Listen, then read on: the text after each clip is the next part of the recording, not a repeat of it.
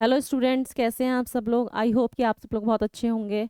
Specially आपकी पढ़ाई बहुत अच्छे से चल रही होगी, क्योंकि रेलवे ग्रुप डी और एनटीपीसी दोनों ही एग्ज़ाम की तैयारी के लिए हम लोग जुटे हुए हैं। आप लोग कोई भी वनडे एग्ज़ाम हो, जो भी कंपटीशन एग्ज़ाम हो, उन सभी की तैयारी इन वाली वीडियो से कर सकते हैं।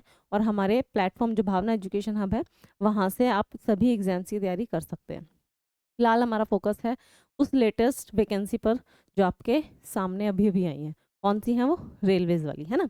तो रेलवेज के लिए हम लोग जो पढ़ रहे थे, वो क्या पढ़ रहे थे? रेलवेज के लिए हम लोग जो पढ़ रहे थे वो था विटामिन्स, है ना। न्यूट्रिएंट्स के बारे में हम लोग पढ़ रहे थे। हमारे अंदर, हमारी बॉडी के अंदर जो पोषण है, कौन सा पोषण है, कैसे कैसे हमारा जो बॉडी है वर्क करती है। तो हम लोग किस चीज़ के बारे में पढ़ रहे थे? तो हम लोग पढ़ रहे थे न्यूट्रिशन के बारे में। हम लोग पढ़ रहे थे न्यूट्रिशन के बारे में।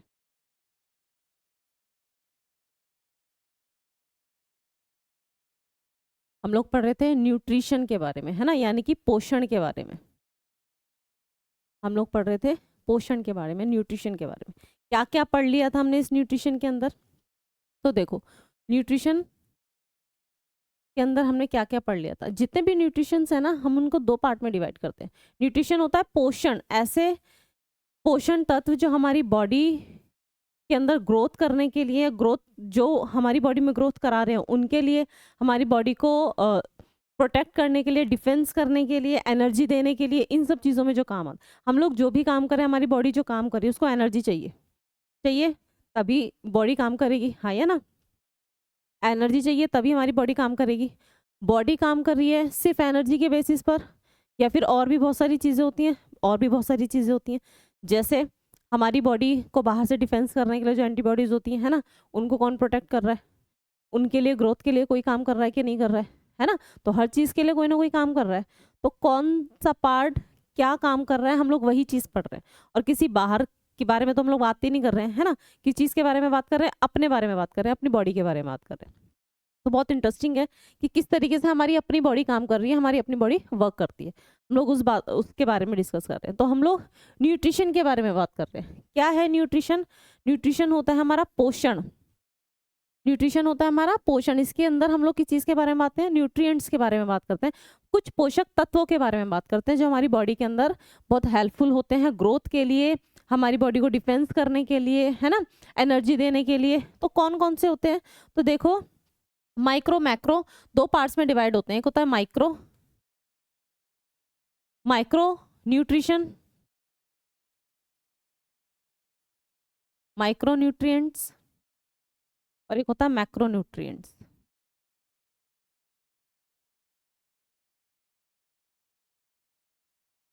ठीक है।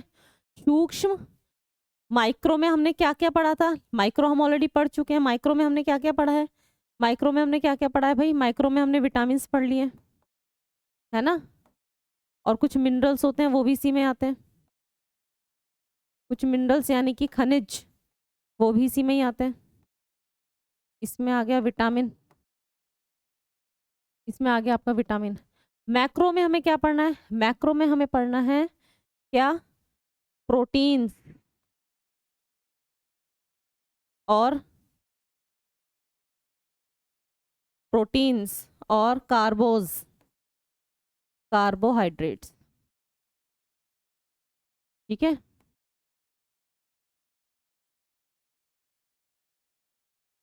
कार्बोहाइड्रेट्स और फैट, जिसको बोलते हैं हम लोग वसा। और क्या पढ़ना है? फैट, यानी कि जिसको हम लोग बोलते हैं वसा। हम लोगों ने विटामिन ऑलरेडी कंप्लीट कर लिया है लास्ट क्लास में, है ना। पूरी तरीके से विटामिन हमने कंप्लीट कर लिया है। और उसके अलावा अभी हमारे पास बचा है मिनरल्स पढ़ने के लिए। मिनरल से पहले मोस्ट इंपॉर्टेंट टॉपिक्स हैं हमारे प्रोटीन, कार्बोहाइड्रेट्स और फैट। तो आज पहले हम लोग इनके बारे में बात करेंगे, ठीक है। आज हम लोग पहले इन्हीं के बारे में बात करेंगे कि प्रोटीन्स, कार्बोहाइड्रेट्स, फैट्स होता क्या है।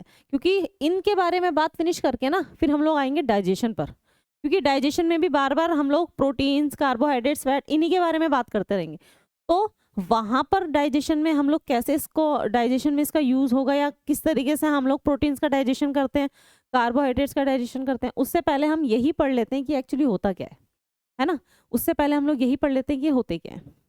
तो आज जो टॉपिक है हम लोग स्टार्ट कर रहे हैं, उसका नाम है प्रोटीन। उसका नाम है प्रोटीन। आज जो टॉपिक हम लोग स्टार्ट कर रहे हैं उसका नाम है प्रोटीन।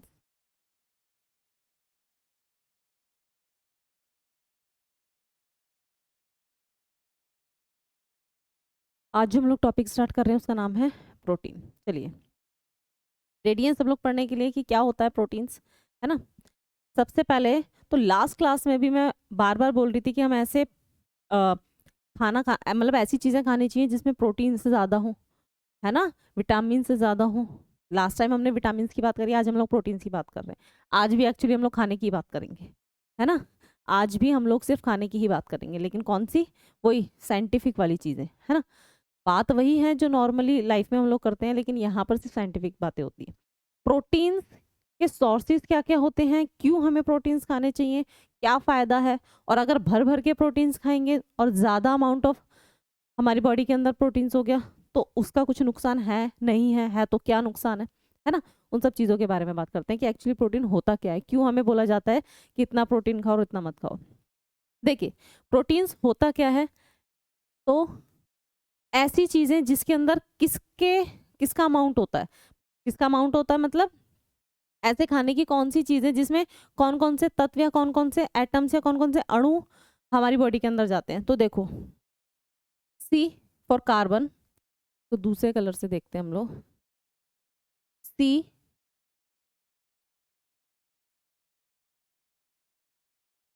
सी फॉर कार्बन, ओहो, C for carbon, H for hydrogen, O oxygen, साथ में एन नाइट्रोजन के भी एलिमेंट्स इसके अंदर पाए जाते हैं, है ना। नाइट्रोजन के भी एलिमेंट्स इसमें पाए जाते हैं। और कुछ प्रोटीन ऐसा होता है और कुछ ऐसे होते हैं प्रोटीन जिनमें एस यानी कि सल्फर भी पाया जाता है। ठीक है, S for sulphur, N for nitrogen, O for oxygen, H for hydrogen और सी फॉर कार्बन, और सी फॉर कार्बन, है ना। ऐसी चीज़ें खाने की जिनमें सारी चीज़ें पाई जाती हैं। सल्फर होता है, सल्फर बहुत कम में पाया जाता है। मेन जो होते हैं वो यही चारों होते हैं। सल्फर भी होता है प्रोटीन्स के अंदर, ज़रूर पाया जाता है, लेकिन जो मेन होते हैं वो होते हैं CHON। ये चार होते हैं इंपॉर्टेंट। सल्फर भी प्रोटीन्स में, किसी किसी प्रोटीन्स में सल्फर का अमाउंट पाया जाता है, ठीक है, तो इसलिए सल्फर भी मैंने लिखा है। तो अब आपसे पूछा जाएगा CHO के अलावा यहाँ पर क्या है, N, है ना। आपसे पूछा जाएगा, क्या आपके सामने क्वेश्चन आ सकता है, एग्जाम में आया हुआ भी है, क्या क्वेश्चन है कि कौन इनमें से कौन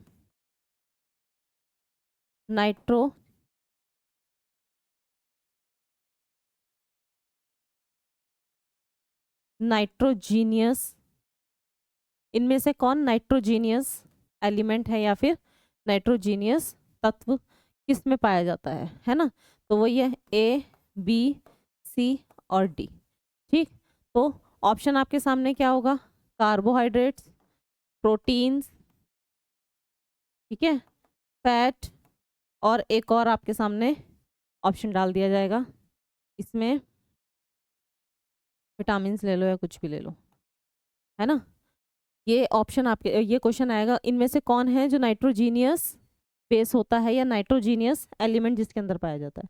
तो इनमें से कौन सा होता है, तो प्रोटीन होता है, प्रोटीन होता है, क्योंकि कार्बोहाइड्रेट के अंदर क्या पाया जाता है, कार्बोस के अंदर पाया जाता है CHO, कार्बन, हाइड्रोजन और ऑक्सीजन। ठीक है, CHO सिर्फ कार्बोहाइड्रेट्स में पाए जाते हैं, प्रोटीन्स के अंदर N और S यानी कि नाइट्रोजन और सल्फर भी पाए जाते हैं। क्लियर है। क्लियर हुआ है क्वेश्चन आपको? ठीक है, आगे चलते हैं अपने क्वेश्चंस पर कि प्रोटीन्स के बारे में बताने वाले कोई ना कोई तो होंगे। अब आपको मैं बता रही हूँ, चित्रा मैम आपको बता रही है, लेकिन चित्रा मैम के साथ साथ पूरी दुनिया को किन्होंने बताया था प्रोटीन्स के बारे में, है ना? किन्होंने इसकी खोज करी थी और किन्होंने इनको नाम दिया था, दोनों। किन्होंने इनकी खोज करी थी और किन्होंने इनका नाम दिया था। तो किन्होंने इनकी खोज करी थी भाई? इनकी जो खोज करी थी वो की थी Berzelius and Mulder. Moulder, Berzelius and moulder नाम के साइंटिस्ट थे, दो साइंटिस्ट हैं जिन्होंने खोज करी थी, उनको नाम दिया था। क्या है?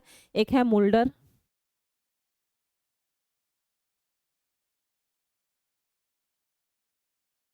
एक है मुल्डर और एक का नाम है बर्जीलियस। एक का नाम है बर्जीलियस।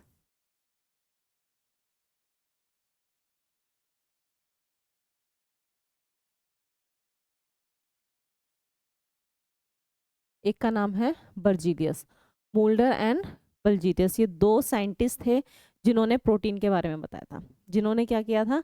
प्रोटीन के बारे में बताया था कि ऐसे ऐसे एक चीज है जो ऐसे ऐसे वर्क करती है ना?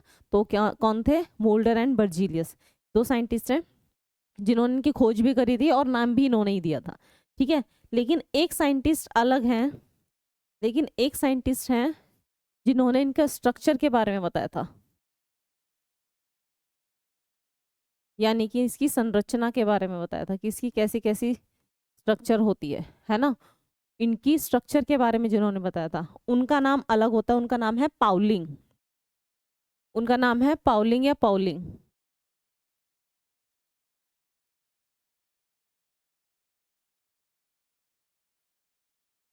उनका नाम है पाउलिंग। ठीक है, उनका नाम है पाउलिंग। तो आपको याद क्या रखना है? प्रोटीन की खोज और नाम किसने दिया था? मोल्डर एंड ब्रिजीलियस ने। बर्जीलियस ने स्ट्रक्चर के बारे में किसने बताया था? तो पॉलिंग ने बताया था। किसने बताया था? पॉलिंग के बारे में। और स्पेशली जो नाम फाउंडर का पूछा जाता है उसमें मोल्डर, बर्जीलियस नाम ज़्यादा एग्जाम में पूछा जाता है। ठीक है, ये था आपका प्रोटीन के अंदर कौन कौन से अणु पाए जाते हैं, नाइट्रोजीनियस एलिमेंट्स सब में से कौन होते हैं, कार्बोज होते हैं, प्रोटीन, फैट्स या विटामिन, तो याद रखना प्रोटीन्स होते हैं।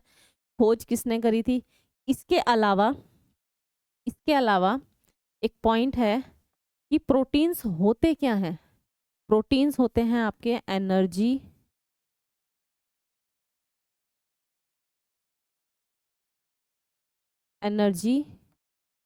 गिविंग मॉलिक्यूल्स होते हैं, यानी कि ऊर्जा देने वाले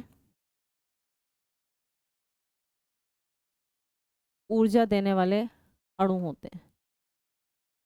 प्रोटीन्स क्या होते हैं? ऊर्जा देने वाले अणु होते हैं। प्रोटीन से हमें एनर्जी मिलती है। इससे पहले जब हमने विटामिन्स पढ़ा था तो हमने एनर्जी का नाम तक नहीं लिया था, है ना? इससे पहले जब हमने विटामिन्स पढ़े थे तो उसमें हमने एनर्जी का नाम तक नहीं लिया था। क्यों नहीं लिया था? क्योंकि ये जो विटामिन्स होते हैं ये एनर्जी नहीं देते हैं, है ना? विटामिन्स एनर्जी नहीं देते थे। एनर्जी ये क्या करते थे? बायोलॉजिकल रिएक्शन में हेल्प करते थे। जितनी भी बायोलॉजिकल रिएक्शन होती थी और डिफेंस का काम करते थे हमारी बॉडी के अंदर, तो कौन करता था? विटामिन्स करते थे। विटामिन से हमें कभी भी एनर्जी नहीं मिलती थी। लेकिन अब हम लोग जो बात कर रहे हैं प्रोटीन्स की, कार्बोहाइड्रेट्स की, फैट्स की, तीनों ही एनर्जी गिविंग मॉलिक्यूल्स होते हैं या एनर्जी गिविंग प्रोडक्ट्स होते हैं। ठीक है, इन्हें खाकर हमें एनर्जी मिलती ही मिलती है। इन्हें खाकर हमें एनर्जी मिलती है। तो याद रखना तीनों के तीनों ABC, कार्बोज, प्रोटीन्स, फैट, ये तीनों ही कैसे होते हैं? तो एनर्जी गिविंग मॉलिक्यूल्स होते हैं। ठीक है, तो प्रोटीन क्या है? एक एनर्जी गिविंग मॉलिक्यूल्स। क्लियर है? अब देखो प्रोटीन, और क्या पढ़ना है हमें प्रोटीन के बारे में? पहले तो यहाँ से हम लोग पॉइंट्स देख लेते हैं। आपको ध्यान क्या क्या रखना है? पहला पॉइंट खोज, दूसरा स्ट्रक्चर के बारे में, तीसरा एनर्जी गिविंग है और चौथा नाइट्रोजीनियस है। नाइट्रोजीनियस क्यों है?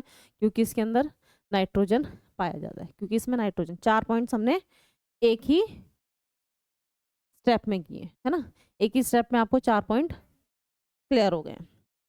अब बात चलते हैं इसका काम क्या होता है, या ये करता क्या है हमारी बॉडी के अंदर, है ना, ये करता क्या है हमारी बॉडी के अंदर। तो देखो ये जो प्रोटीन्स होते हैं ये क्या करते हैं हमारी बॉडी में, ये जो प्रोटीन्स होते हैं क्या करते हैं हमारी बॉडी में,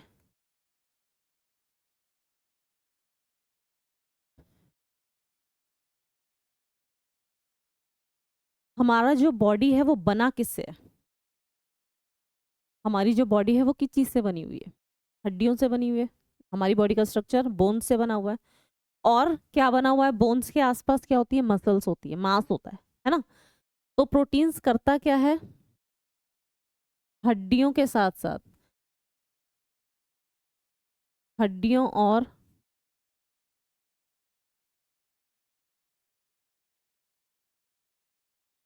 हड्डियों और मांसपेशियों के फॉर्मेशन में, हड्डियों का फॉर्मेशन तो नहीं कह सकते एक तरीके से, लेकिन हाँ मांसपेशियों का कह सकते हैं, और उनके साथ साथ इनके विकास में,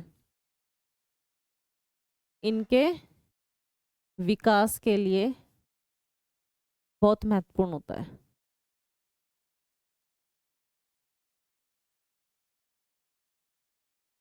हड्डियों और मांसपेशियों के विकास के लिए बहुत इंपॉर्टेंट होते हैं क्या, प्रोटीन्स, ठीक है, बहुत आवश्यक होते हैं। मांसपेशियों यानी कि मसल्स, ठीक, और हड्डियों यानी कि बोन्स, बोन्स के लिए स्पेशली एक मिनरल होता है जिसको बोला जाता है कैल्शियम। जब हम कैल्शियम के बारे में पढ़ेंगे तब इसको डिटेल में पढ़ेंगे। यहाँ पर हम लोग मांसपेशियों के बारे में बात कर, मांसपेशियां मतलब प्रोटीन के बारे में, और प्रोटीन इसके विकास यानी कि डेवलप, इस चीज का डेवलपमेंट में हेल्पफुल होता है मसल्स और बोन्स में। अब देखो मसल्स और बोन्स में हेल्पफुल है कैसे है, प्रोटीन्स जिन चीजों से मिलकर बना होता है, प्रोटीन्स क्या, इसको बोलते क्या है, इसको बोलते हैं बॉडी बिल्डिंग, बॉडी बिल्डिंग या बॉडी बिल्डिंग ब्लॉक्स, कोई कोई बॉडी बिल्डिंग भी बोलते हैं इसको, किसको प्रोटीन्स को बॉडी बिल्डिंग्स भी बोला जाता है, और कई जगह इसको ब्लॉक्स भी बोला जाता है, life of blocks, building blocks of life, body building, या फिर इसको लिख लो आप बिल्डिंग ब्लॉक्स।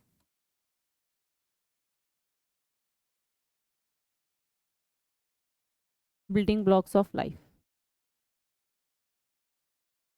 लाइफ का building blocks, building blocks life का है क्या, समझ नहीं आ रहा जी, बोल क्या रहे हो, कभी आप बॉडी बिल्डिंग बोल रहे हो, कभी आप बिल्डिंग ब्लॉक्स बोल रहे हो, है ना।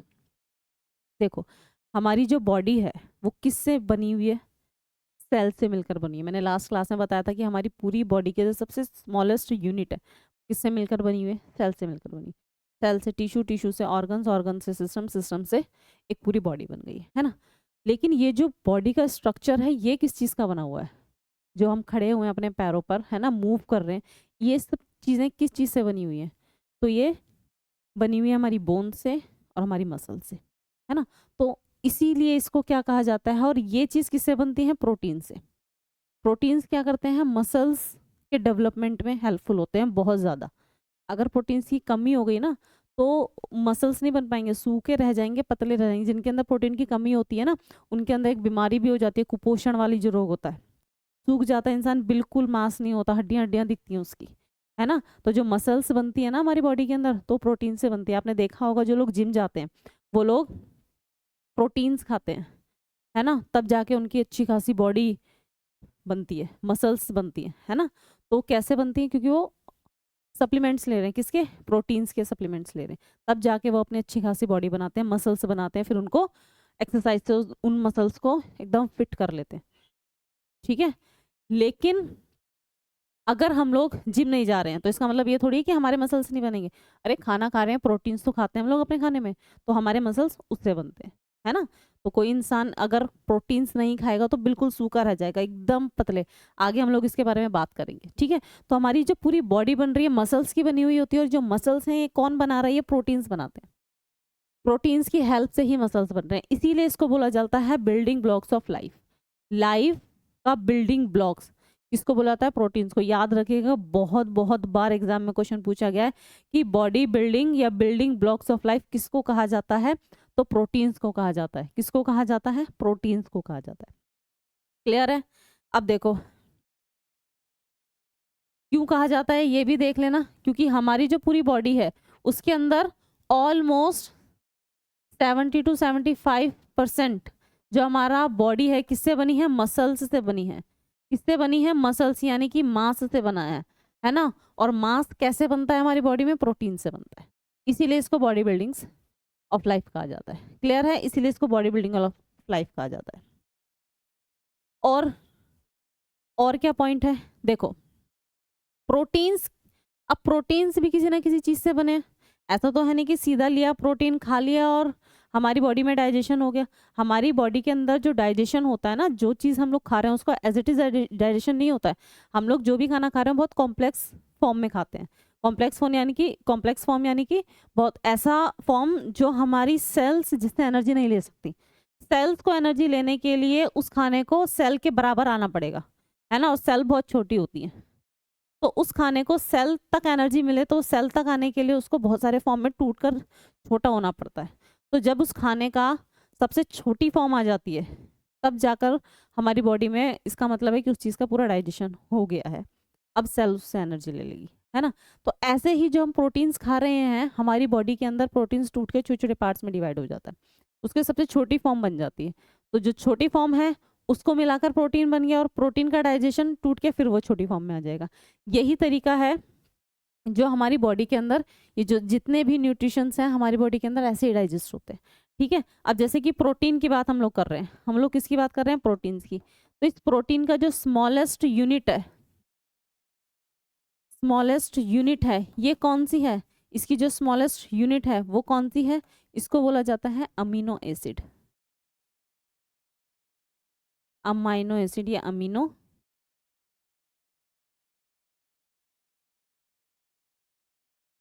Amino acid. स्मॉलेस्ट यूनिट यानी कि सबसे छोटी इकाई।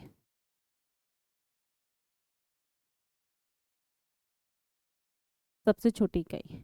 तो हमारे प्रोटीन की जो सबसे छोटी इकाई होती है वो क्या होती है? अमीनो एसिड होती है। ठीक है, तो अमीनो एसिड मिलकर, बहुत सारे अमीनो एसिड मिलकर एक प्रोटीन बनाते हैं। कितने सारे अमीनो एसिड मिलकर एक प्रोटीन बनाते हैं? तो याद रखना 20 अमीनो एसिड मिलकर एक प्रोटीन बनाते हैं। ठीक है, प्रोटीन बनाने के लिए कितने अमीनो एसिड की जरूरत होती है? तो याद रखना 20 अमीनो एसिड की जरूरत होती है। ठीक है, अब अमीनो एसिड का फॉर्मूला क्या होता है या कुछ ना कुछ तो इसको बोलेंगे, एसिड है तो, है ना। अब देखो, अब हम बात करते हैं थोड़ा सा प्रोटीन के थोड़े से स्ट्रक्चर के बारे में प्रोटीन के स्ट्रक्चर के बारे में। तो यहाँ हम लोग चलते हैं, हम लोग बात कर रहे हैं यहाँ पर प्रोटीन्स की, हम लोग बात यहाँ पर कर रहे हैं प्रोटीन्स की, है ना। प्रोटीन्स, और प्रोटीन्स के अंदर हम लोग अभी बात कर रहे हैं अमीनो एसिड की। थोड़ा सा अमीनो एसिड के बारे में बात करते हैं कि ये होता क्या है।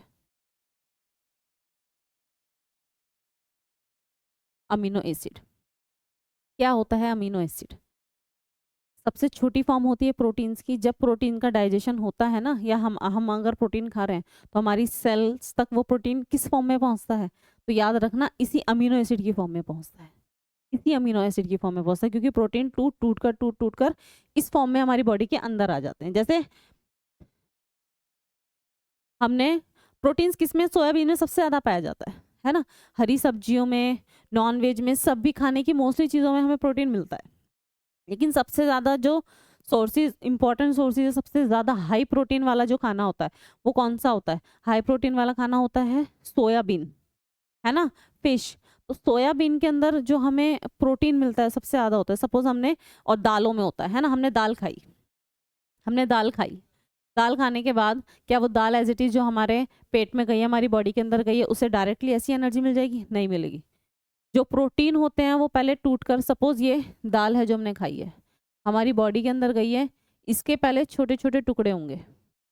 ठीक है, इसके पहले फिर आगे जाकर इसका और छोटे छोटे टुकड़े हो जाएंगे, फिर फाइनली लास्ट में जाकर ये इतने छोटे छोटे टुकड़ों में डिवाइड हो जाएगी और फिर यहाँ से डायरेक्टली हमारी सेल इससे एनर्जी ले लेगी, या जो भी है हमारी सेल के पास ये पहुंच जाएगा। अब तो हमने खाया, ये टूट कर छोटे पार्ट में डिवाइड हुआ, फिर छोटे पार्ट में, फिर छोटे पार्ट में। पर ये वाला जो प्रोसेस है, ये वाला प्रोसेस हम लोग देखेंगे कहाँ पर, ये वाला प्रोसेस हम लोग देखेंगे डाइजेशन के अंदर।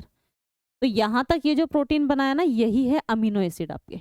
यही क्या है, यही है आपके अमीनो एसिड। ठीक है, अब हम बात करते हैं अमीनो एसिड, थोड़ा सा केमिस्ट्री की तरफ चल के, थोड़ा सा प्रोटीन का स्ट्रक्चर देखेंगे क्या है क्या नहीं। अमीनो एसिड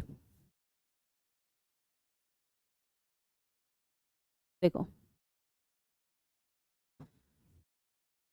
CH R, यहाँ पर आ गया आपका NH2, यहाँ पर आ गया आपका COOH। ये क्या है आपका, ये है आपका अमीनो एसिड का एक तरीके का फॉर्मूला बोलो, या इसका केमिकल फॉर्मूला बोलो, है ना, केमिकल फॉर्मूला बोलो।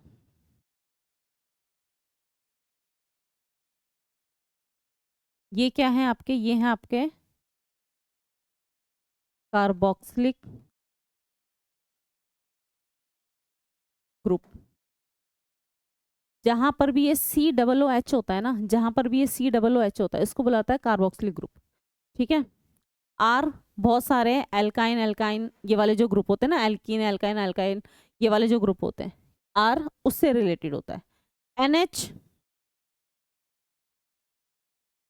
ये है आपका NH, C carbon, H hydrogen, NH2 ये अमोनिया वाला जो ग्रुप होता है ना, ये कौन सा होता है, अमोनिया वाला जो ग्रुप होता है, ये वो होता है। तो अमीनो एसिड के अंदर क्या है, कार्बोक्सिलिक ग्रुप है, हाइड्रोजन है, कार्बन है, एल्केन एल्काइन वाले जो ग्रुप है, यहाँ पर वो कोई भी हो सकता है, और यहाँ पर है अमोनिया वाला ग्रुप। देखो अब यहाँ पर इसके ऊपर कोई ना कोई चार्जेस होता है, NH2 है और यहाँ पे है कार्बोक्सिलिक ग्रुप। तो जो कार्बोक्सिलिक ग्रुप होता है ना, इसके ऊपर हमेशा नेगेटिव चार्ज होता है, इसके ऊपर कैसा चार्ज होता है, नेगेटिव। और जो NH2 है इसके ऊपर होता है हमेशा पॉजिटिव चार्ज, इसके ऊपर होता है हमेशा कैसा charge, positive charge. Positive charge होता है और नेगेटिव पॉजिटिव दोनों चार्जेस हैं अमोनिया एसिड के ऊपर, अमीनो एसिड के ऊपर दोनों ही चार्जेस है, दोनों चार्जेस हैं। तो इसको क्या बोला जाता है, इसको बोला जाता है एम्फोटेरिक मॉलिक्यूल्स, इसको बोला जाता है एम्फोटेरिक मॉलिक्यूल्स, यानी कि उभय धर्मी अणु, उभयधर्मी अणु इसको बोला जाता है। उभयधर्मी यानी कि एम्फोटेरिक, एम्फोटेरिक उनको बोला जाता है जिसके अंदर दोनों तरीके की क्वालिटी होती है ना, जिसमें दोनों चीजें पाई जाती हैं, पॉजिटिव नेगेटिव दोनों चीजें, जिसमें दो क्वालिटी एक ही में होती हैं, उसको बोला जाता है एम्फोटेरिक। ये ऐसे भी है और वैसे भी, इसमें प्लस और नेगेटिव दोनों तरीके के अणु हैं, इसलिए इसको एम्फोटेरिक मॉलिक्यूल्स बोला जाता है। किसको बोला जाता है, प्रोटीन्स या फिर अमीनो एसिड को बोला जाता है। ठीक है, अब देखो ये बात हो रही है अमीनो एसिड की, ये बात हो रही है आपकी अमीनो एसिड की, प्रोटीन्स की नहीं है। प्रोटीन से सबसे छोटी यूनिट है अमीनो एसिड, क्लियर है। अब ऐसे ही अमीनो एसिड और भी बहुत सारे अमीनो एसिड मिलकर क्या बना देते हैं, प्रोटीन्स बना देते हैं। अब जैसे यहाँ पर भी मैं एक और फॉर्मूला लिख देती हूँ, यही सेम NH2 और यहाँ पर R है ना, इसको मैं थोड़ी देर के लिए यहाँ से हटा देती हूँ, और ये सर्कल भी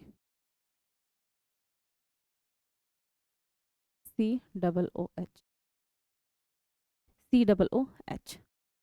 ध्यान से देखिएगा कि मैं क्या समझाने की कोशिश कर रही हूँ आप लोगों को, कि ये भी क्या है, अमीनो एसिड है, ये भी अमीनो एसिड है। अमीनो एसिड मिलकर क्या करते हैं, यहाँ से देखो यहाँ से OH, इस H देखो, यहाँ पर जो मैंने NH2 लिखा हुआ है ना, HNH भी लिख सकते हैं, NH2 को हम लोग HNH करके भी लिख सकते हैं। इसका मतलब होता है नाइट्रोजन का एक एलिमेंट है या फिर एक अणु है और हाइड्रोजन के 2 हैं, और यहाँ पर भी HNH में भी हाइड्रोजन के 2 अणु हैं और N का यानी कि नाइट्रोजन का एक ही मॉलिक्यूल्स है ना। तो इसको ऐसे लिखो या ऐसे लिखो, बात एक ही है। इसको आप ऐसे भी लिख सकते हो, ऐसे भी लिख सकते हो, बात एक ही है। मैंने ऐसे क्यों लिखा है, ताकि मैं आपको जो रिएक्शन करना की कोशिश बताने की कोशिश कर रही हूँ वो आपको अच्छे से समझ में आ जाए। देखो यहाँ से OH और यहाँ से H हट जाता है, यहाँ से OH और यहाँ से H हट जाएगा, क्या बन जाएगा, H2O। यहाँ से वाटर मॉलिक्यूल्स मिलकर वाटर मॉलिक्यूल्स अलग होना शुरू हो जाएंगे।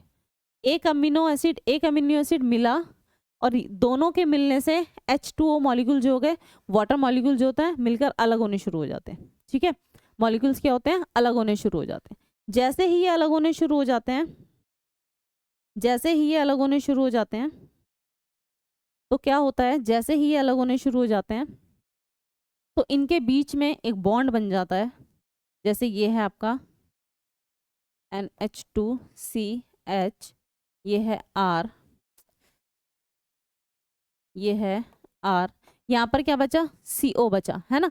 यहाँ पर क्या बचा, NH बचा, CCOOH, यहाँ पर H, यहाँ पर R है ना। यहाँ से भी देखो OH अलग हो जाएगा है ना, यहाँ से एक H अलग हो जाएगा। ये तो मैंने आपको HNH, यहाँ से भी एक H अलग हो जाएगा। ठीक है, यहाँ से ये अलग हो जाएगा क्योंकि आगे दूसरे अमीनो एसिड के साथ मिलना शुरू हो जाएगा। तो यहाँ पर मैं क्या बताने की कोशिश कर रही हूँ आपको, ये एक अमीनो एसिड मिला, मिलने के बाद हाइड्रोजन H2O यानी कि वाटर मॉलिक्यूल्स अलग हो गए, और मॉलिक्यूल जब अलग हो गए तो ये इस तरीके का बन गया। यहाँ से एक H गायब हो गया, यहाँ से OH गायब हो गया है ना। हुआ कि नहीं हुआ। तो यहाँ पर ये जो आपके सामने निकल के तैयार हुआ, ये जो चेन निकल के तैयार हुई, इसी को, इनके बीच में एक बॉन्ड बना, इनके बीच में एक बॉन्ड बना जिससे वाटर मॉलिक्यूल्स अलग हो गए। तो ये जो बॉन्ड बना है ना, इसी बॉन्ड को क्या बोला जाता है, तो याद रखना, अमीनो एसिड से प्रोटीन्स बनने के लिए, अमीनो एसिड से जब अमीनो एसिड मिलते हैं है ना, जब 2-3 अमीनो एसिड मिलते हैं तो उनके बीच में बॉन्ड बनता है, और बॉन्ड बनते बनते ऐसे ही 20 अमीनो एसिड मिलकर एक प्रोटीन बना लेते हैं। तो प्रोटीन बनाने के लिए इसके अंदर एक बॉन्ड बनता है, उस बॉन्ड को क्या बोला जाता है, ये आपको याद रखना है। ठीक है, अमीनो एसिड के बीच में जो बॉन्ड बना है इसको बोला जाता है, क्योंकि प्रोटीन का बॉन्ड है इसीलिए इसको बोला जाता है पेप्टाइड बॉन्ड, इसको बोला जाता है पेप्टाइड बॉन्ड।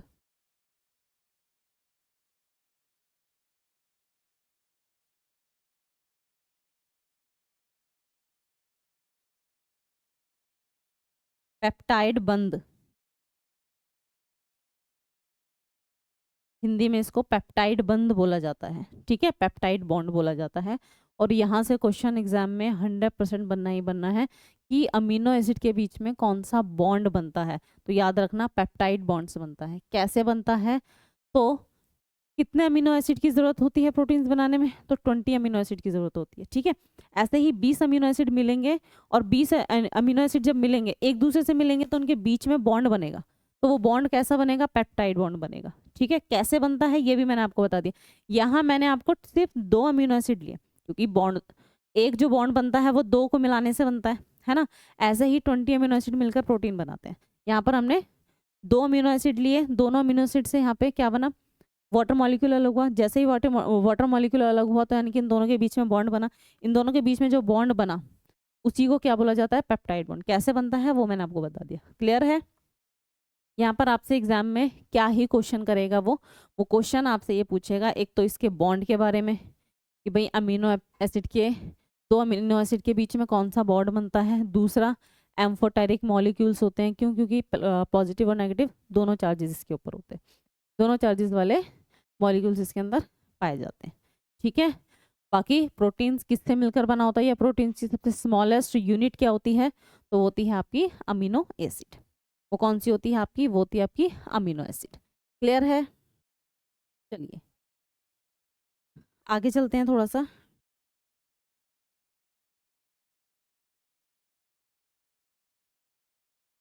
प्रोटीन्स के बारे में। और क्या है, देखो कुछ इंपॉर्टेंट सोर्सेज हैं प्रोटीन के कुछ इंपॉर्टेंट सोर्सेज हैं कि कौन कौन से प्रोटीन्स हैं, कहाँ कहाँ पाए जाते हैं।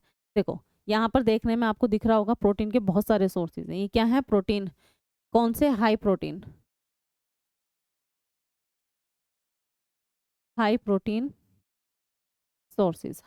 सोर्सेज यानी कि इनके अंदर सबसे ज़्यादा प्रोटीन पाया जाता है। कौन कौन से हैं वो, सोयाबीन से, है ना, सोयाबीन में सबसे ज़्यादा प्रोटीन पाए जाते हैं। पल्सीज हो गया, दालें जिसको बोला जाता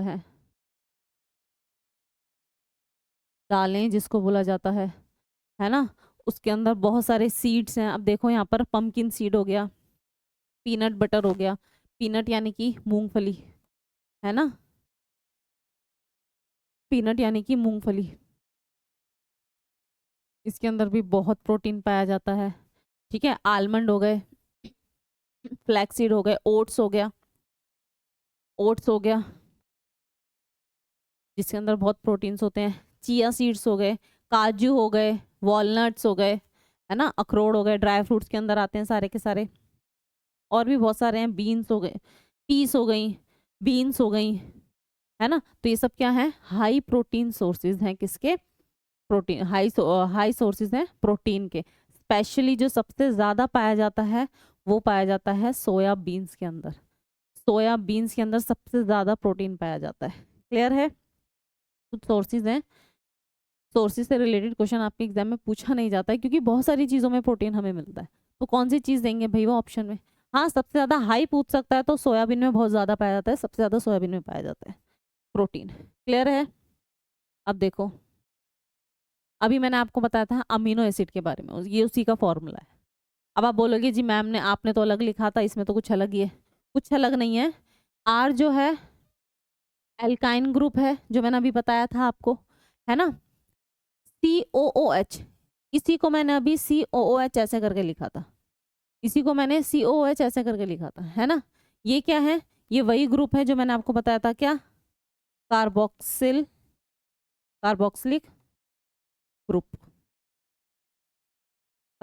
ग्रुप। ठीक, ये NH वही है जो मैंने अभी लिखा था, क्या, अमीनो ग्रुप।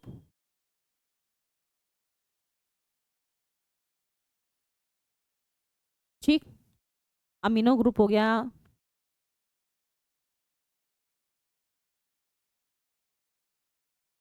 और ये कार्बन और हाइड्रोजन, बस सेम वही है, बस लिखने का तरीका अलग है। यहाँ पर मैंने NH2 करके लिखा था, इन्होंने N को और 2H को ऐसे ऐसे लिख दिया। मैंने जब इसका रिएक्शन हम कराने की कोशिश कर रहे थे, रिएक्शन कर रहे थे या बॉन्ड बनाने की, तब मैंने ऐसे लिख दिया था। बात तो एक ही है, इसमें भी हाइड्रोजन के 2 मॉलिक्यूल्स है, नाइट्रोजन का एक है, इसमें भी हाइड्रोजन के 2 मॉलिक्यूल्स है, नाइट्रोजन का एक है, इसमें भी और इसमें भी।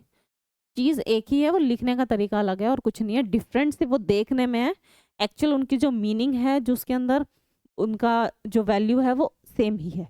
ठीक है, तो अमीनो एसिड का फॉर्मूला ऐसे भी लिखा जाता है और जो मैंने बताया था वैसे भी लिखा जाता है। क्लियर है। देखिए यहाँ पे आपको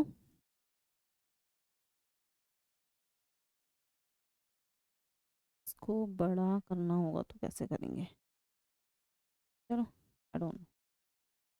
देखो यहाँ पे क्या है, कुछ अलग कलर से ले लेते हैं इस बार हम लोग। ये क्या है, ये एक अमीनो एसिड है, ये पूरा एक अमीनो एसिड है, ये पूरा एक अमीनो एसिड है, दोनों एक अमीनो एसिड। ये क्या है, अमीनो एसिड है, ये क्या है, अमीनो एसिड है, एक अमीनो एसिड है, CHR NH2COOH। यहाँ से OH और यहाँ से एक H, दोनों अलग हो गए, है ना, दोनों क्या हो गए, अलग हो गए। अलग होते ही क्या बना दिया, H2O बना दिया। क्या बना दिया, H2O बन गया, यानी कि वाटर मॉलिक्यूल्स अलग हो गया। जैसे ही ये वाटर मॉलिक्यूल्स अलग हुआ तो देखो यहाँ पर एक बॉन्ड बना इनके बीच में, है ना। इसी बॉन्ड से इन दोनों को, ये मिलकर एक हो गए, किस बॉन्ड से, इस वाले बॉन्ड से। इसी बॉन्ड को क्या बोला जाता है, पेप्टाइड बॉन्ड। इसी बॉन्ड को बोला जाता है पेप्टाइड बॉन्ड, इसी को बोला जाता है पेप्टाइड बॉन्ड। क्लियर है? अभी थोड़ी देर पहले जो मैंने आपको बताया ये वही चीज है कि कैसे पेप्टाइड बॉन्ड बनता है दो अमीनो एसिड को मिलाकर, ठीक है, और कुछ नहीं है इसमें। अब हम चलते हैं थोड़ा सा और आगे, एक कदम और आगे। क्या? देखो, प्रोटीन्स के ही बारे में बात हो रही है, प्रोटीन्स के ही बारे में बात हो रही है। कुछ प्रोटीन्स होते हैं जो हमारी बॉडी के लिए एसेंशियल होते हैं, एक होते हैं नॉन एसेंशियल।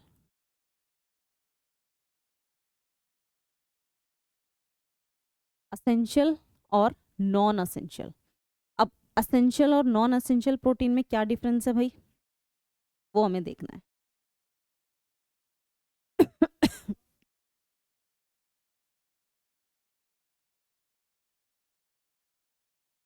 एसेंशियल और नॉन एसेंशियल प्रोटीन,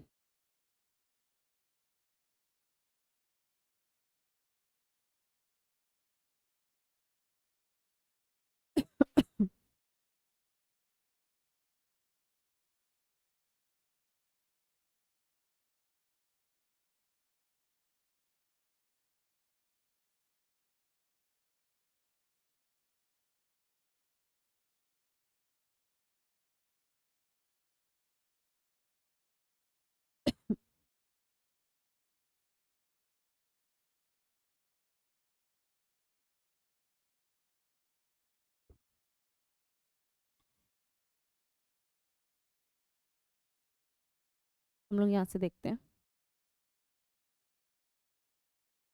हमारी बॉडी में बहुत सारे प्रोटीन्स होते हैं, एसेंशियल प्रोटीन्स और नॉन एसेंशियल प्रोटीन्स, ठीक है। ऐसे प्रोटीन्स जो हमारी बॉडी में, ऐसे प्रोटीन्स जो हमारी बॉडी में बनते हैं, कुछ प्रोटीन्स ऐसे होते हैं जो हमारी बॉडी में बनते हैं, है ना, तो जिन्हें हम डाइट के थ्रू लेते हैं। एक होते हैं जो बन रहे हैं, एक होते हैं जो बनते नहीं, जो हम खा के अपनी बॉडी के अंदर लेते हैं, तो उनको बोला जाता है एसेंशियल और नॉन एसेंशियल। उन्हीं को बोला जाता है एसेंशियल और नॉन एसेंशियल, ठीक है।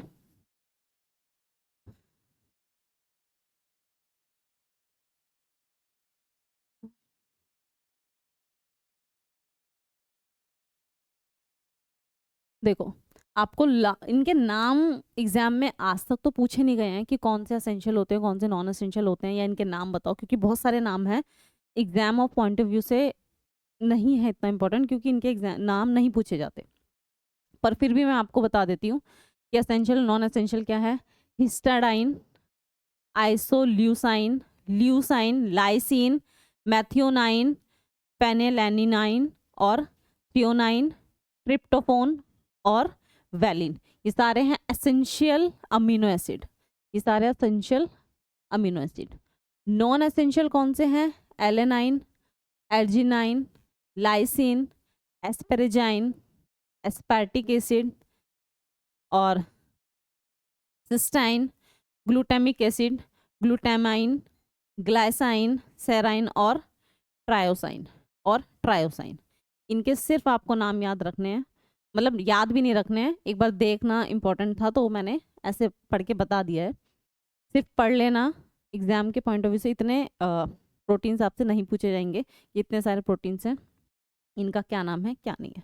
कुछ प्रोटीन्स ऐसे हैं जो स्पेशली खाने की कुछ कुछ चीज़ों में होते हैं, जैसे कि आपसे पूछा जा सकता है,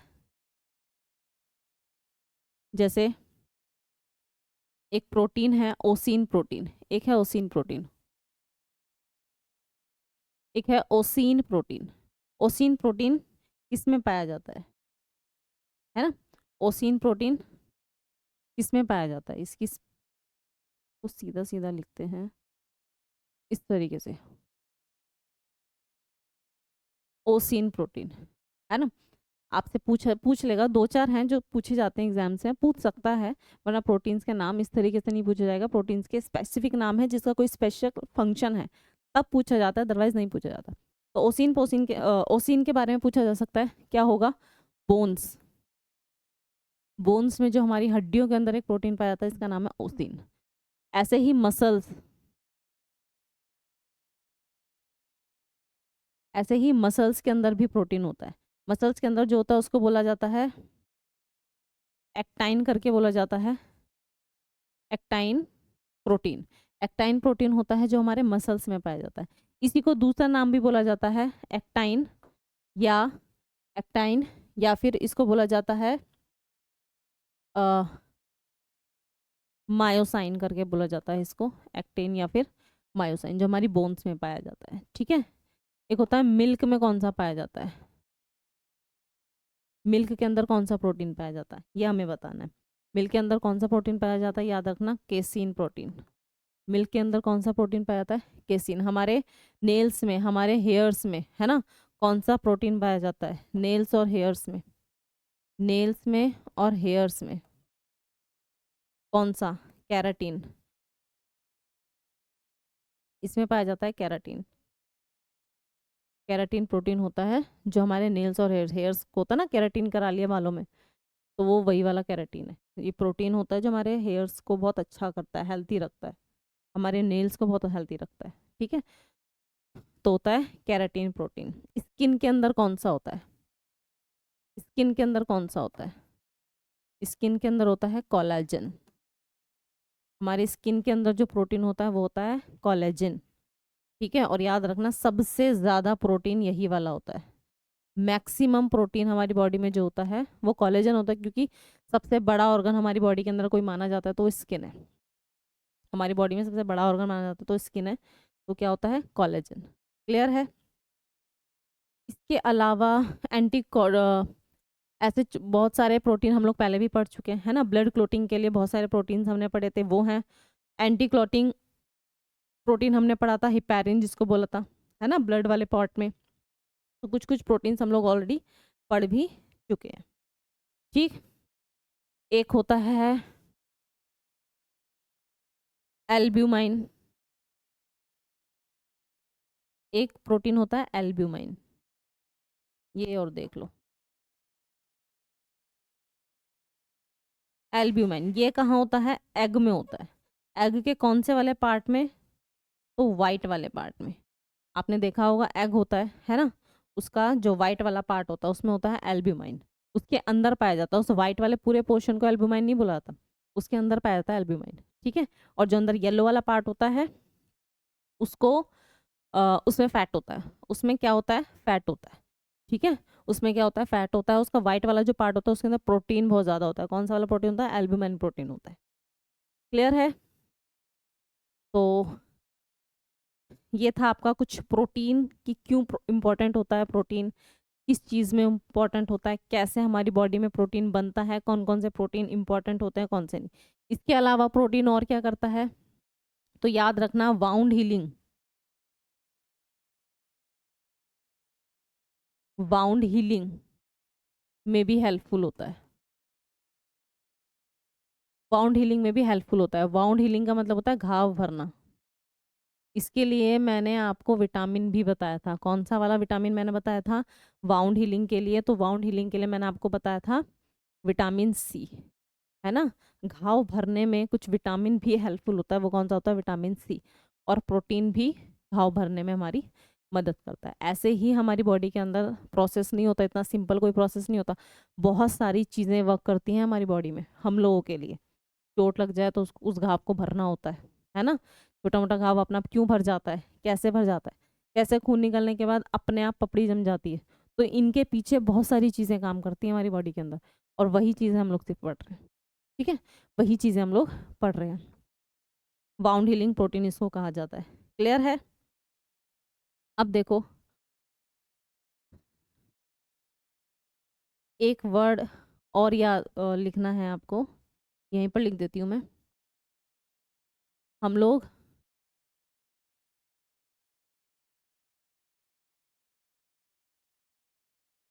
ने यहाँ पर ये पढ़ा था, है ना।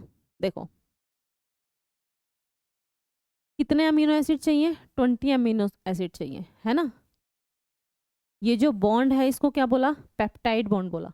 कितने सारे बॉन्ड होते हैं, बहुत सारे बॉन्ड बनते हैं, क्योंकि भाई 20 अमीनो एसिड मिलकर बहुत सारे बॉन्ड बनाएंगे। तो यानी कि कितने, जब भी पेप्टाइड एक सिंगल होता है तो उसको मोनो बोलते हैं, और जब बहुत सारों की बात होती है ना तो उसको बुलाता है पॉलीपेप्टाइड। एक वर्ड अभी आपको देखना पड़ सकता है, पॉलीपेप्टाइड। पॉलीपेप्टाइड क्या होता है? पॉली का मतलब होता है बहुलक, यानी कि बहुत सारे। किस चीज़ का बहुलक? पेप्टाइड बॉन्ड का बहुलक। किस चीज़ का बहुलक? पेप्टाइड बॉन्ड का बहुलक। क्योंकि बहुत सारे पेप्टाइड बॉन्ड मिलते हैं तो इसलिए इसको बुलाता है पॉलीपेप्टाइड। प्रोटीन क्या है? पॉलीपेप्टाइड है, बहुलक है ना। किस चीज़ का बहुलक है? पॉलीपेप्टाइड्स का बहुलक है। पॉली का मतलब होता है बहुत सारे मिलकर एक, ठीक है। मोनो का होता है एक से बनकर, एक ही चीज़ से मिलकर बना है जो भी चीज़ है, ठीक है। ये चीज़ होती है पॉलीपेप्टाइड वगैरह जो भी है, ठीक। अब देखो अब मैंने आपको बताया था कि कुछ प्रॉब्लम्स भी हो सकती हैं अगर हम प्रोटीन नहीं लेंगे, है ना। तो बिल्कुल होगी, बिल्कुल होगी भाई। कहाँ गया? यहाँ पर इसको ये वाला देख ले, असेंशियल नॉन असेंशियल हटा दीजिए, ये इतना इम्पोर्टेंट। हम ये देखते हैं प्रोटीन्स का। दो चीज़ें हैं प्रोटीन्स की, एक तो डेफिशिएंसी, यानी कि इसकी कमी से क्या होता है। तो इसकी कमी से क्या होगा, है ना। इसकी कमी से होता क्या है? तो इसकी कमी से कुपोषण हो, क्या होता है? कुपोषण। इसकी कमी से क्या होता है? कुपोषण होता है। कुपोषण का मतलब दो बीमारियां होती हैं इस कुपोषण के अंदर। पहली बीमारी तो है क्वाशियोरकर,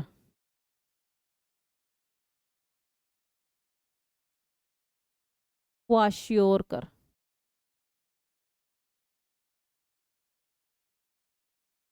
पहली बीमारी है क्वाशियोरकर। दूसरी बीमारी है मरासमस या फिर मेरासमस। मरासमस, मेरासमस, ये दो बीमारी हैं जो प्रोटीन की कमी से होती हैं, डेफिशिएंसी से होती हैं। डेफिशिएंसी का मतलब है कमी, प्रोटीन की कमी हो जाएगी तो कुपोषण रोग हो जाएगा, और कुपोषण रोग होता है तो दो बीमारियां होती हैं, क्वाशियोरकर, क्वाशियोरकर और कौन सी? मरासमस।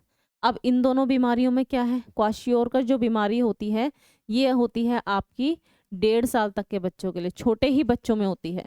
ये जो बीमारी है बहुत छोटे बच्चों में होती है, ठीक है। और ये जो बीमारी है ये भी बच्चों में होती है, 4 से 5 ईयर्स तक के बच्चों में हो जाती है, ठीक है। 4 से 5 साल तक के बच्चों में बीमारी होती है, और ये 1.5-2 साल से कम कम 1.5 साल तक के ही बच्चों में ये बीमारी होती है क्वाशियोरकर। होता क्या है इस बीमारी में? इस बीमारी में जो पेट होता है, जो टमी होता है, बहुत ज़्यादा फूल जाता है। जो पेट होता है वो फूल जाता है, ठीक है। पेट फूल जाता है, बॉडी पर स्वेलिंग आनी शुरू आ जाती है, बॉडी पर सूजन आ जाती है, बॉडी पर क्या आती है? सूजन आ जानी शुरू हो जाती है। ऐसे ही मरासमस क्या होता है? मरासमस इसका अपोजिट हो जाता है।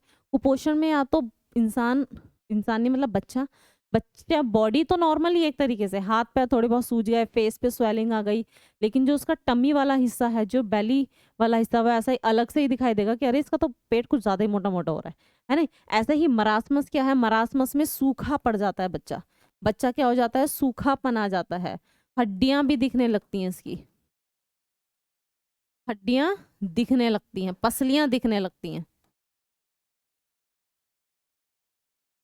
पसलियां दिखने लगती हैं। देखते हैं ना, बिल्कुल सूखे से बच्चे होते हैं, मांस नहीं होता, सारी हड्डियां दिखती हैं, वही होती है मरासमस बीमारी। देखो ये, इससे आपको पता चलेगा कि मरासमस और क्वाशियारकर होता क्या है। देखो ये क्या है? ये है आपकी क्वाशियोरकर। ये क्या है? क्वाशियोरकर। आप देख रहे हो बच्चे का जो टमी वाला हिस्सा है वो पूरी तरीके से अलग से दिखाई दे रहा है, बाहर को निकला हुआ, है ना। हालांकि ऊपर से नॉर्मल है बच्चा, ऊपर से बच्चा नॉर्मल है, सिर्फ जो उसका टमी वाला हिस्सा वो एकदम फुला सा है, जैसे हवा सा भरी हुई इसके अंदर, है ना। इस तरीके से देखने में लगता है, ठीक। फेस जो है वो उस पर सूजन सी आ जाती है, और इसके अंदर जो फेस बन जाता है ना उसको बोला जाता है मून फेस, एकदम सूज कर गोल, इसको बोला जाता है मून फेस, ठीक है। और ये जो इसको, ये जो पेट वाला हिस्सा है इसको बुलाता है एब्डोमेन। इस पेट वाले हिस्से को बुलाता है एब्डोमेन। ये फूल कर एकदम मोटा हो जाता है, अमाउंट बढ़ जाता है इसकी, मतलब इसका जो एरिया होता है इतना बड़ा लार्ज हो जाता है। ऊपर से पूरी बॉडी नॉर्मल रहती है, सिर्फ पेट वाला हिस्सा बढ़ जाता है। थोड़े बहुत हाथ पैरों पे सूजन भी आ जाती है और फेस जो होता है उस पर सूजन आ जाती है, इसको बोला जाता है मून फेस। दूसरी बीमारी है आपकी मरासमस। दूसरी बीमारी आपकी मरासमस। इसमें आपको दिख रहा होगा जो फेस है वो भी सूख गया है, पूरी तरह हड्डियां जो पसलियां हैं वो क्लियरली दिखाई दे रही है। बच्चा इतना सूख गया है ना, उसकी पसलियां सारी दिखाई दे रही हैं, ठीक है। लॉस मसल्स, और पूरी ही बॉडी, सिर्फ पसलियों की बात नहीं हो रही है, पूरी बॉडी, हाथ पैरों से भी बच्चा पूरी तरह सूखा हुआ है। तो इसमें क्या होती है, इसमें क्या होता है, लॉस ऑफ मसल्स। इसके अंदर क्या होता है, loss of muscles mass, body का मास जो है पूरी तरीके से हट चुका है ना। खाना उसको मिल नहीं रहा है, प्रोटीन उसको मिल नहीं रहा है, तो क्या हुआ है, उसको कुपोषण रोग हो गया। ये दोनों ही रोग किस में आते हैं, मैल, इसको बोला जाता है, देखो यहाँ पे एक वर्ड लिखा है मॉल न्यूट्रिशन, माल न्यूट्रिशन, इसी को बोला जाता है कुपोषण, इसी को बोला जाता है कुपोषण। माल न्यूट्रिशन को ही क्या बोला जाता है, कुपोषण बोला जाता है। क्लियर है। तो ये था आप लोगों का प्रोटीन, क्लियर है। अब ये तो था अगर हमारी बॉडी में प्रोटीन कैसा हो जाएगा, कम हो जाएगा, है ना, डेफिशिएंसी। यही चीज अगर हमारी बॉडी के अंदर एक चीज और देख लो, एक्सेस हो जाएगा, एक्सेस अमाउंट यानी कि ज्यादा हो जाएगा। हमारी बॉडी के अंदर प्रोटीन का जो अमाउंट है वो क्या हो जाएगा, एक्सेस हो जाएगा, बहुत ज़्यादा हो जाएगा। तब क्या होगा, देखो तब क्या होगा, जो अमोनिया होता है इसकी मात्रा बढ़नी शुरू हो जाएगी।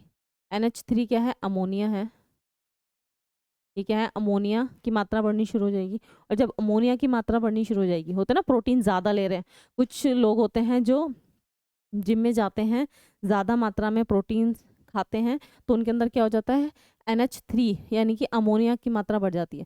क्योंकि देखो प्रोटीन्स के अंदर NH तो होता ही है, प्रोटीन के अंदर NH तो होता ही है ना, और हाइड्रोजन हमारी बॉडी के अंदर होता है, तो ये मिलकर क्या बना लेते हैं, NH अमाउंट ज़्यादा बनना शुरू हो जाता है प्रोटीन्स खाते खाते। जब NH अमाउंट ज़्यादा हो जाएगा तो अमोनिया ज़्यादा हो जाएगा, अमोनिया ज़्यादा हो जाएगा तो ये किस पे इफेक्ट करेगा, तो ये इफेक्ट करेगा किडनी पर और लीवर पर। ऐसे लोग जो बहुत ज़्यादा मात्रा में प्रोटीन खाते हैं, स्पेशली जिम वाले, उनकी किडनी पर बहुत गंदे वाला असर पड़ता है किस चीज़ का, अमोनिया बढ़ने की वजह से। क्यों, क्योंकि उनका प्रोटीन खाने वाला जो सप्लीमेंट है उसके अंदर प्रोटीन भर भर के होता है, और बॉडी के अंदर एक्सेस अमाउंट में अगर प्रोटीन हो गया तो किडनी और लीवर दोनों पे इफेक्ट करेगा। सबसे ज़्यादा असर पड़ता है इसका किडनी पर, ठीक है। तो ज़्यादा होना कम होना दोनों ही नुकसानदायक है, ठीक है। हाँ, ऐसा भी नहीं कि बिल्कुल नहीं खाना और ऐसा भी नहीं कि बहुत ज़्यादा खाना है, ठीक है। तो प्रोटीन का बाहर से मतलब सप्लीमेंट्री वगैरह ना खाकर हेल्थी चीज़ें खाएं, वही फ़ायदेमंद है बॉडी में, उसी से ही आपकी बॉडी में फ़ायदा है, अदरवाइज नुकसान ही नुकसान है। क्लियर है। ये था प्रोटीन। आई होप कि आप लोगों को प्रोटीन समझ में आया होगा। Okay, thank you.